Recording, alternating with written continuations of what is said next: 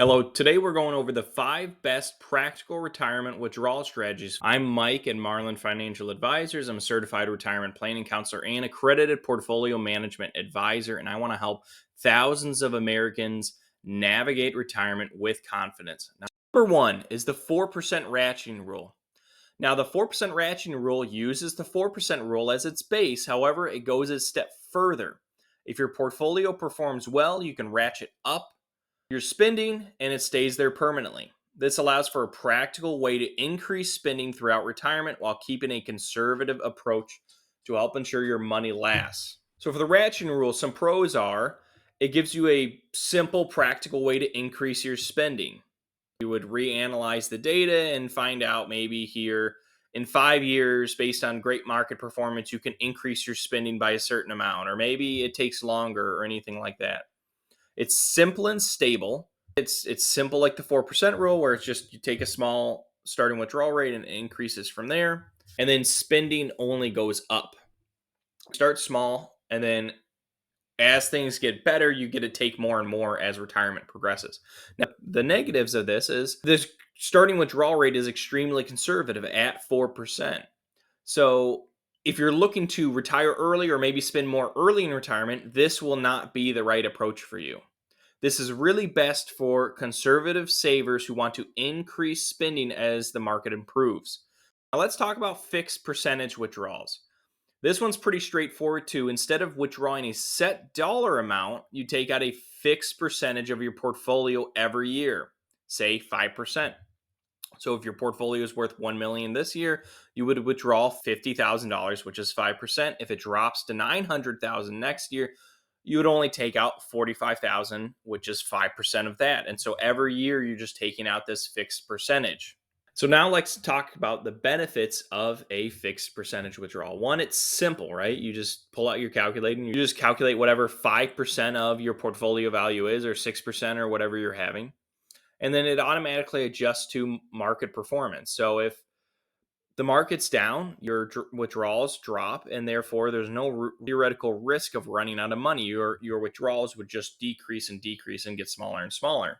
Now, unfortunately, with this, your income fluctuates. It could be 40,000, could be 43,000 the next. It could drop to 32, right? This is kind of depending on your investment mix and how the market does. But there is absolute possibility that your income will fluctuate, and you have to be comfortable with that. And then there's no inflation protection.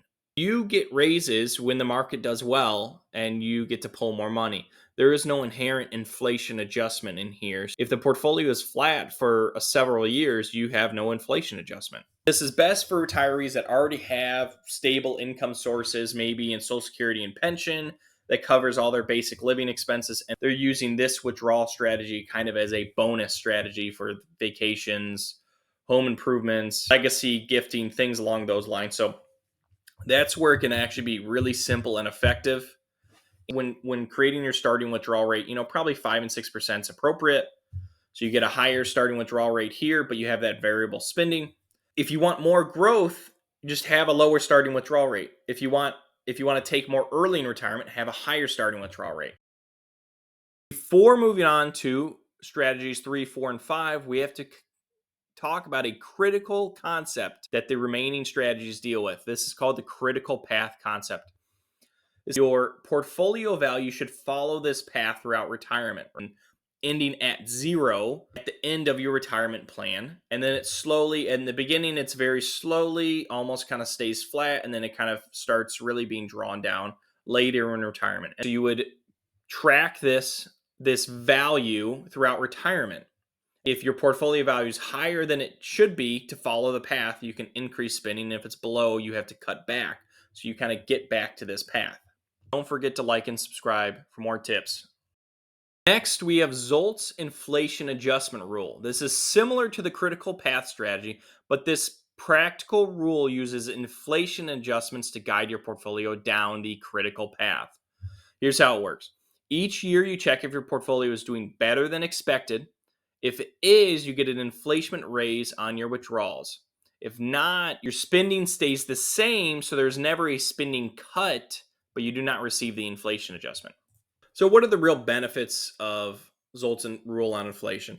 Well, he found that retirees did not like cutting their spending, right? Makes sense.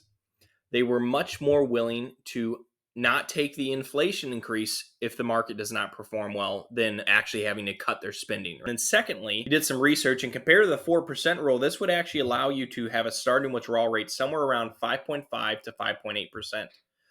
So you get that higher starting withdrawal rate, so you can retire earlier or maybe possibly spend more early in retirement. Obviously, the two big problems are, one, you have to define this critical path for yourself, which can be kind of complex. And then in down markets, you might not have inflation adjustments for a couple or several years, and that could strain you if it goes on for long enough. But overall, pretty practical, great rule for people to follow here. Now, number 4 is guardrails. How it works is you set up upper and lower limits, which are called guardrails, for your portfolio value.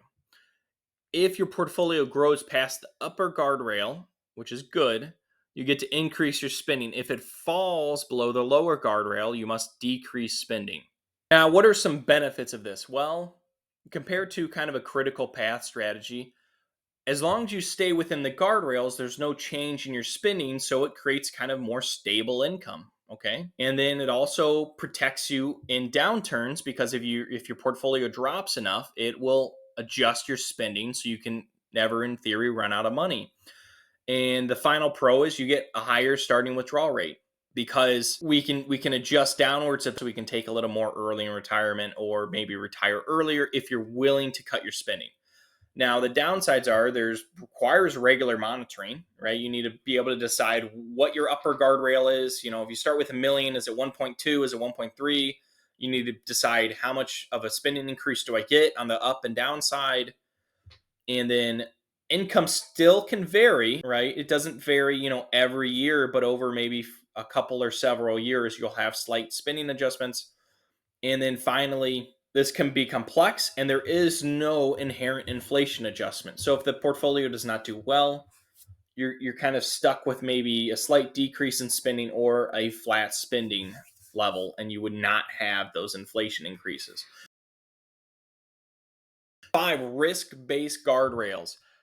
Possibly the most complex, but probably the best for retirees in general.